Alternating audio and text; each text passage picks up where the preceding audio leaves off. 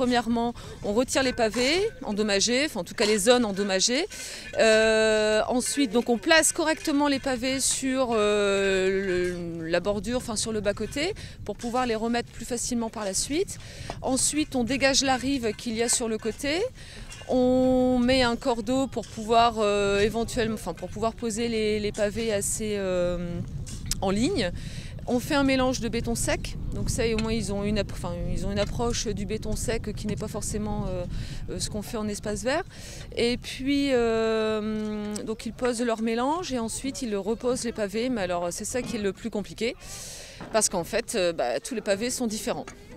Donc c'est ça qui est assez difficile pour eux. On participe à la rénovation de notre patrimoine parce qu'on est quand même, le Nord est assez connu pour ses chemins en pavé. Les élèves sont assez contents.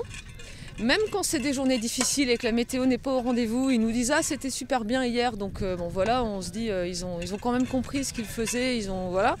Et puis pour nous, c'est bien parce que c'est pas des pavés béton comme on pourrait poser en espace vert, c'est vraiment des pavés différents et ça leur donne une autre expérience. Et puis sur un CV, je pense que ça peut toujours être utile. La reconnaissance est faite par l'association des Amis du Paris-Roubaix qui évalue des zones à refaire. Ils les marquent au sol et nous après donc on arrive et on travaille sur ces zones qui sont marquées par les Amis du Paris-Roubaix. Ça nécessite 2 semaines de travail. Cette année-ci, le temps n'est pas de la partie. Donc du coup, on a un petit peu de mal à avancer rapidement. On est un petit peu même légèrement en retard par rapport à ce qui avait été prévu de faire.